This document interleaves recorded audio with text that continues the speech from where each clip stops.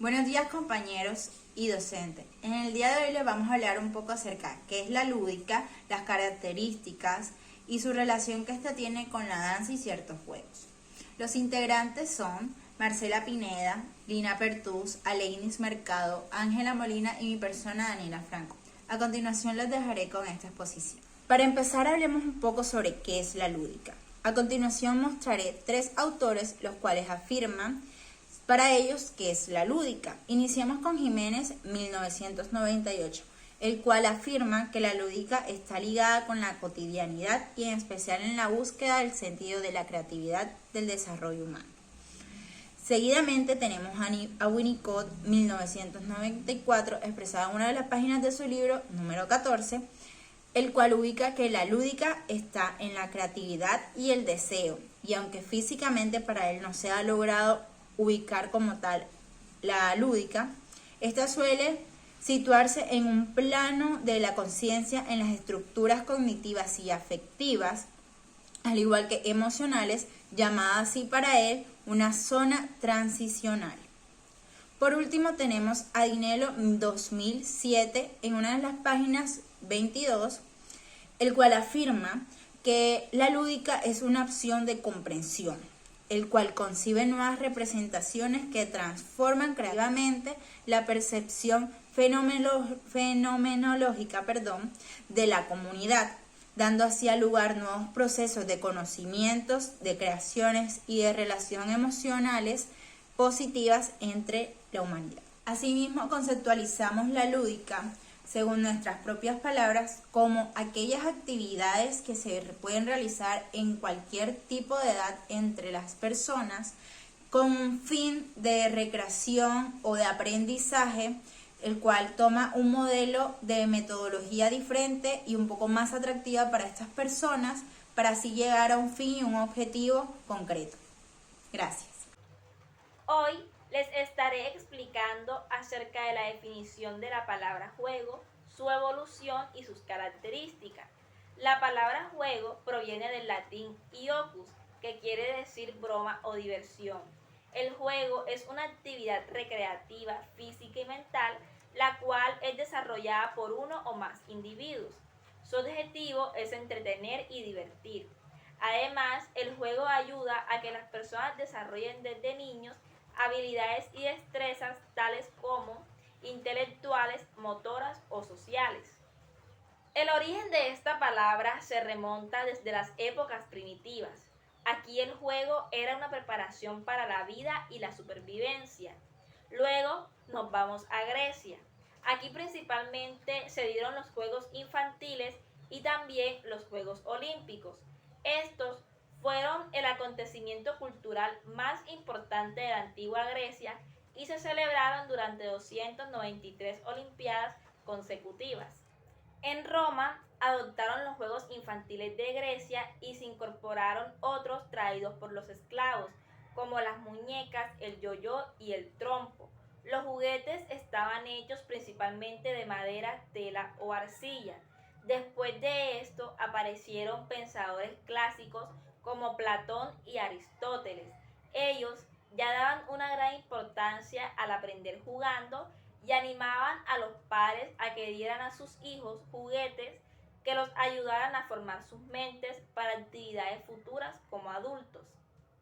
En la Edad Media, el juego tenía una escasa reglamentación y una estructura sencilla.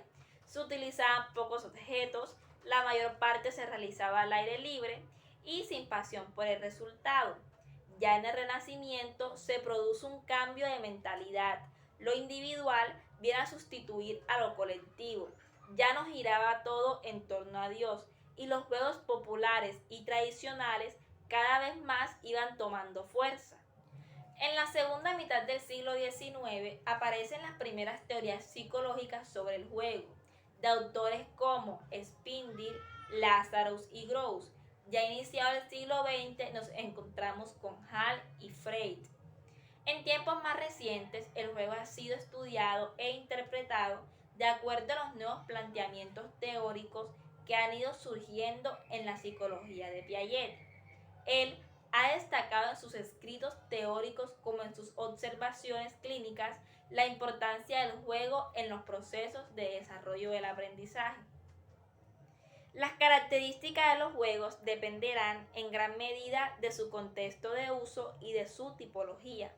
En efecto, existen juegos espontáneos y libres, y también existen juegos estructurados en función de una meta y con reglas. Todos ellos son igualmente eficaces en el desarrollo de habilidades. A continuación mencionar algunas características importantes del juego. Primero, los juegos permiten el descanso mental, la variedad de la rutina, potenciar la imaginación, la creatividad, explorar el medio ambiente en el que los niños y niñas se desenvuelven, el desarrollo de las habilidades socioemocionales y también psicomotoras. Segundo, el juego no está dirigido al aprendizaje teórico, descriptivo y racional, sino al desarrollo de habilidades mediante la práctica. Por ejemplo, habilidades como la atención, la velocidad y la asociación de palabras. Es por esto que el juego es sumamente importante en la etapa de la infancia, pero se debe tener en cuenta que él está presente a lo largo de nuestra vida. Tercero, tiene funciones sociales, culturales y favorece al aprendizaje. Y cuarto, los juegos se eligen libremente. Los niños y niñas no están obligados a jugar cuando ellos no quieren. Se trata más bien de una actividad espontánea y no condicionada por refuerzos o acontecimientos externos. Mi nombre es Alegris Mercado y voy a hablar acerca de las fases o etapas del proceso creativo y cómo lo relaciono con el juego y la danza. Bueno, para esto es muy importante tener claro que los procesos creativos comienzan con una preparación, con una incubación, con iluminación y verificación. La mayoría de los autores coinciden en estas 4 fases y hay otros que incluyen 5, pero en esta ocasión vamos a hablar de estas 4. Entonces, en la preparación consiste en percibir y analizar las situaciones y todas las circunstancias y las dimensiones que están influyendo en ella. También este es un momento en el cual la persona siente mucho entusiasmo y tiene que investigar, se pone a analizar, experimenta y distintas habilidades o posibilidades para resolver el problema.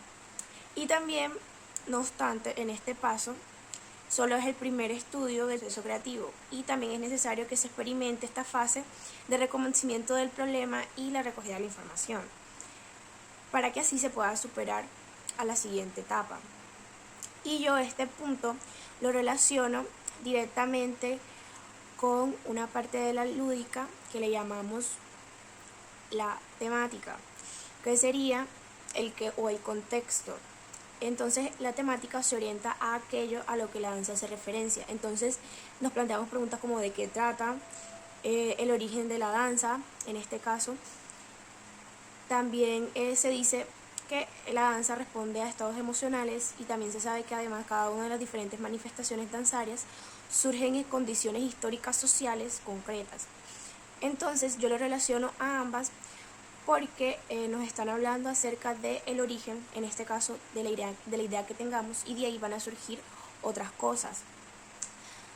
También da la posibilidad de apropiarnos del sentido de la misma danza que estamos estudiando en este caso o del proceso creativo que estamos haciendo, de apropiarnos de eso y también trata de los sentimientos y como había mencionado en la primera fase que es la preparación, va influenciado mucho los sentimientos porque debe haber algo que nos incite a crear. Entonces esa incitación se reconoce como un impulso y ese impulso debe ser un impulso creativo. Por eso lo relaciono hacia lo de la lúdica que sería la temática. Proseguimos con la siguiente etapa de los procesos creativos que sería la incubación y esta se trata de simplemente interiorizar el problema o interiorizar lo que queremos, el proceso creativo que estamos llevando a cabo. Entonces es como un proceso interno que es inconsciente y se produce en el hemisferio derecho de la mente y se supone que está establecido de unas nuevas relaciones. Entonces, como es un proceso interno, aparentemente no se provoca como ninguna respuesta externa.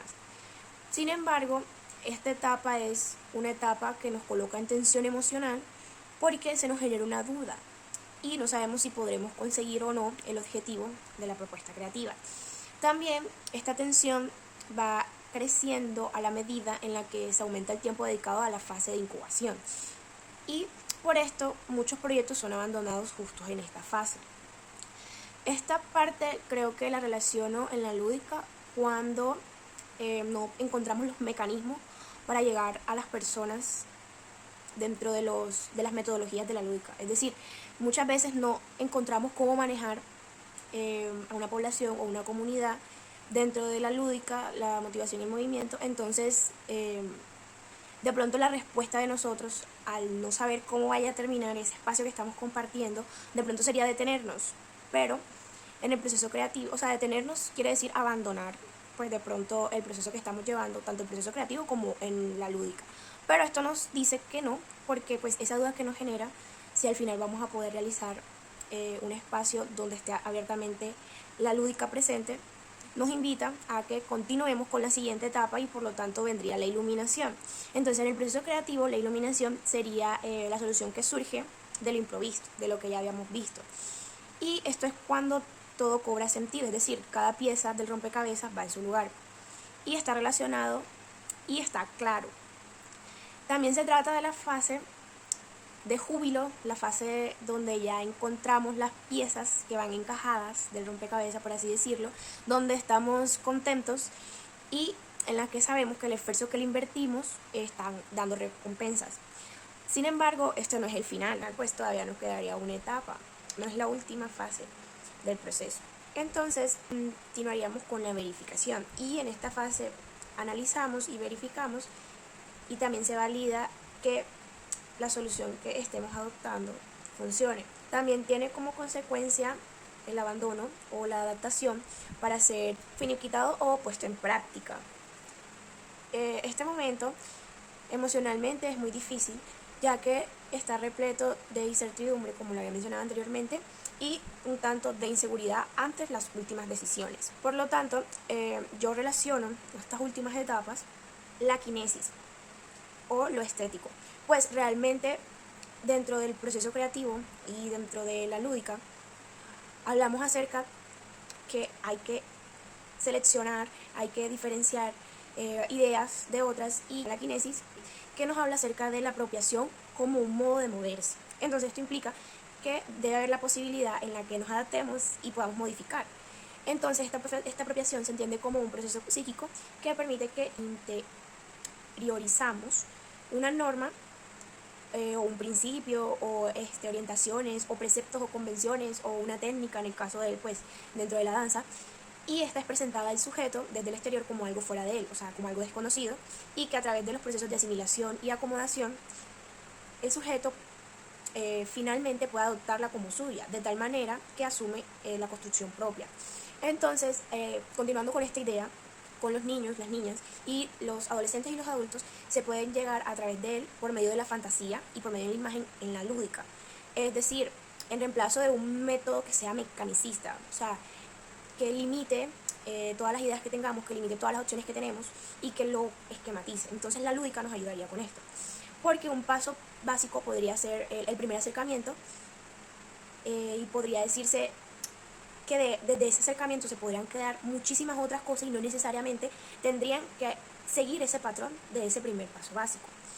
Entonces, tanto niños, niñas, adolescentes y adultos pueden utilizarlo con libertad desde la imaginación y la creatividad, y también iría acompañado de la estimulación de la música. De acuerdo a todo lo anterior mencionado, dentro de un proceso creativo, ¿cómo puedo yo relacionar el jugar con la danza? Va hacia que jugar nos abre a niños, niñas, adolescentes y adultos, en mi caso, el poder tener una diversidad de maneras de crear y de organizar el inicio de la situación que se nos esté planteando, tanto creativa como dentro de la danza, el problema o la situación que nos conflictúa y el desarrollo de esta. También nos puede brindar la seguridad de sentirnos dueños, de apropiarnos, para poderla moldear y poderla transformar a nuestro criterio. También que al tiempo nos permite explorar las capacidades comunicativas usando las dimensiones creativas. Entonces, de esta forma puedo relacionarlo, el juego, dentro de la creatividad, dentro de los procesos creativos, están relacionados junto con la danza. Bueno, yo les voy a hablar sobre las fases del proceso creativo en la danza y su relación con el lenguaje lúdico. Principalmente me gustaría definir un poco lo que es el proceso creativo. El proceso creativo se conoce como un método, una preparación para encontrar solución a un problema que tengamos y así de una manera que podamos conectar con el pensamiento creativo. ¿Cuál es o cómo podríamos empezar este proceso creativo? Principalmente detectamos el problema y se plantea una solución para este problema, la cual se implementa. Seguidamente de esto me gustaría mencionar los procesos o las fases que se pueden usar para llevar a cabo el proceso creativo. Estamos basándonos en Graham. Él usa 4 fases. La primera fase, que es la fase de preparación, en este caso la vamos a llevar a la danza. Un ejemplo sería la creación de una coreografía. En la primera fase, que es la fase de preparación, lo que hacemos es basarnos en buscar qué género de danza queremos usar para la creación de la coreografía, qué música,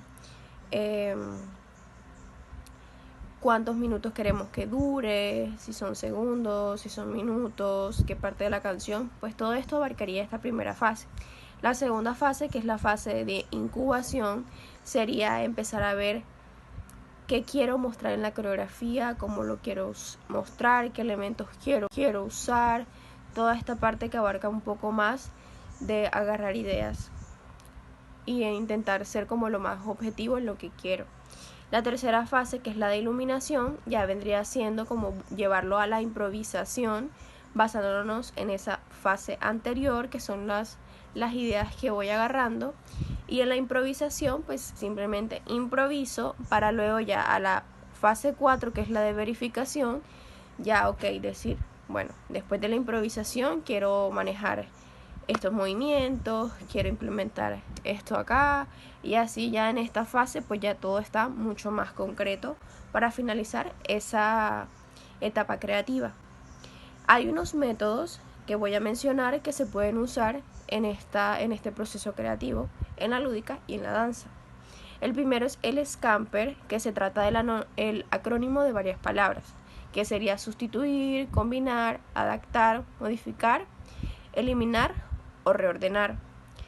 Otra sería Crein, que esta expone emociones profundas que tenga la persona y es un método que puede desencadenar la creatividad por medio de la reflexión, de la búsqueda interna de paz, de la relajación o distintos ejercicios. La lluvia de ideas es otro método que es que varias personas que tengan conocimiento realizan un aporte a lo que se está buscando. Por último está el mapa mental, que se representa una idea de forma gráfica, con dibujos, etc. Cabe recalcar que siempre van a existir ciertos bloqueos, hay que considerarlos normales al momento del proceso de creación. Estos bloqueos pueden ser emocionales, perceptivos, socioculturales, y lo más importante es entender que son normales y saber que debemos salir de ahí, no quedarnos en esos bloqueos. Hay que darnos el espacio de entender por qué están sucediendo este tipo de bloqueos y poder salir de ellos para poder concluir nuestro proceso de creación. Hola, mi nombre es Elena Pertús. Como en la diapositiva, yo les vengo a hablar sobre las técnicas para lograr un momento creativo en la aula. Bueno, principalmente está, como ven, el aposento. El aposento nos ayuda a conocernos, a cómo son los nombres de nuestros compañeros, cuántos años tienen, qué les gusta, qué no les gusta, qué quisieran aprender, cuáles son las expectativas que tienen en la clase, a crear un momento de respeto, un momento donde estemos todos conectados mutuamente y tengamos un interés en poder conocer cada uno de nuestros compañeros, como también el profesor que dictará la clase. Entonces, el aposento se trata más que todo de eso. Bueno, después vamos a hablar de algo muy importante, que es estimular el desarrollo físico y el autoconocimiento a través del movimiento. Bueno, algo muy importante que es preguntarle a cada estudiante en qué área se siente más cómodo, en el sentido de que se aproveche para explotar como ese talento que forma cada uno, o sea, algo personalizado que tiene cada uno, que de pronto tenga la oportunidad de mostrar lo que de pronto él sea mejor, donde se sienta mejor, para así poder conocernos mejor. Bueno, donde podemos con este punto podemos tratar de como poder realizar juegos tradicionales, como el enfoque que los ayudará como a despertar ese desarrollo a través de danzas, movimientos, ejercicios, deporte. Eso les ayudará a estimular su desarrollo y que puedan como conectar su cuerpo con su mente para así crear una conciencia de ellos. Entonces es muy importante este punto para que ellos conozcan su cuerpo, su yo, para que aprendan cómo a identificar cada una de sus partes. De pronto cuando trabajamos con niños pequeños, cómo es el brazo, cómo es la cabeza. Entonces, o sea, esos pequeños detalles que nos ayudarán a tener una mejor estimulación en nuestro cuerpo, en nuestro desarrollo. Bueno, otro punto muy importante en este punto es estimular la creatividad. Como he venido comentando en los anteriores, la creatividad es muy importante, demasiado. Para despertar la creatividad podemos con cantos, con cuentos, con historias, con pinturas, con dibujos, con juegos, con danza, con todo. O sea, eso nos ayuda en todo. O sea, es como la habilidad práctica que todos podemos adquirir. La creatividad todos la tenemos, solo tenemos que despertarla. Entonces eso nos ayudará a desarrollar o estimular un mejor aprendizaje. Algo muy importante que nos ayuda es integrarnos con ellos, es decir, los alumnos, los aprendices, porque nosotros también aprendemos de ellos. Entonces al conectarnos, como inventar cosas con ellos, o sea, que la clase sea una clase, un espacio tranquilo, un espacio seguro, un espacio donde no tengas miedo a equivocarte o no tengas miedo a mostrarte. Entonces eso nos ayuda mucho, que nosotros nos conectemos con ellos, que el estudiante se conecte con el maestro y el maestro se conecte con el estudiante. Algo que también nos ayuda con la creatividad es como crear palabras, como crear un diccionario que solo se utilice en la clase. O sea, es como crear un mundo, una historia. Cada uno, a pesar que se equivoque, va a tener como esa seguridad de que está en un ambiente donde lo ayudarán a crecer, lo ayudarán a poder seguir con su idea, con su imaginación, que no tenga miedo a imaginar, que se imagine muchísimas cosas, pero sabe que esa imaginación lo va a ayudar, que le guste jugar, que le guste danzar, que le guste dibujar, entre otras muchas cosas. Eso lo ayudará muchísimo a estimular la creatividad, porque siempre va a estar procesando, siempre va a estar desarrollando esa parte. Bueno, aquí viene conectado con estimular la creatividad una parte muy importante, que es el cambio de roles. El cambio de roles es buscar, podemos poner un ejemplo, como que el alumno un día sea el encargado de transmitir un concepto, o que busquen la manera creativa de hacerlo. Es decir, que ellos de pronto traen un tema y ellos ponen en práctica, y el maestro va a ser un alumno más. Algo muy importante también, como decía el ejemplo anterior, es cambiar de roles, en el decir que otro ejemplo puede ser de que se cambien los personajes, de que sea otra persona que me lo imagine. Voy a ser creativa y uno va a ser doctor, otro va a ser enfermera, otro puede ser pintor, otro puede ser bombero, otro puede ser policía. Entonces ellos van a ser los dueños de la clase. Ellos se van a meter en un personaje. Van a imitar ese personaje, a decir, no, yo puedo ser un doctor, quiero hacer esto, quiero hacer lo otro. Ellos se van a integrar en esa creatividad, van a pensar ese cambio de rol, no van a estar con alumno maestro, sino que el maestro también va a ser uno más de ellos, se va a integrar a ellos. Donde podemos decir que cambiar de roles también se puede. Los grandes, los adolescentes, los adultos pueden cambiar de roles. O sea, pueden también ser personajes, pueden despertar esa creatividad porque todos tenemos un niño adentro. Entonces ese cambio de roles nos ayuda mucho a despertar esa creatividad, esa imaginación, de soñar. Entonces soñar es muy importante en un jaula de clase porque los dejamos ser libres, los dejamos que se expresen como ellos quieren, pero teniendo un concepto de pronto válido, y si no lo tienen válido se puede corregir, pero algo en conjunto, algo donde se sientan seguros. Bueno, todas estas técnicas se puede decir que se conectan unas a otras porque después viene a fomentar el trabajo en equipo. Todos sabemos que de pronto a veces trabajar en equipo es difícil, pero siento que esto nos ayudará a un buen desarrollo colectivo, ya que el desarrollo colectivo es muy importante. Esto nos ayuda a respetar, a conocer nuevas ideas, a ser empático, a tener un buen compañerismo. Entonces, trabajar con personas a veces diferentes se puede decir de alguna manera que es difícil. Sí, es difícil, pero yo siento que eso nos ayuda a conocer nuevas ideas, ya que no todos tenemos los mismos pensamientos. Entonces, eso nos va a ayudar a desarrollar y a comprender los pensamientos de otros y cómo se pueden conectar a los de nosotros. Entonces es muy importante el trabajo en equipo. Nosotros ahí aprendemos diferentes conceptos, a pesar que estamos en la misma clase o podemos dar el mismo tema. Bueno, ahí aprenden a saber nuevos conceptos. Y el saber ser. El saber ser es como esa parte importante que no se nos debe olvidar, porque nosotros tenemos que ser empáticos en la vida. Tenemos que, si podemos, ayudar a nuestros compañeros, porque eso nos ayudará a crecer como personas, pero también como alumnos.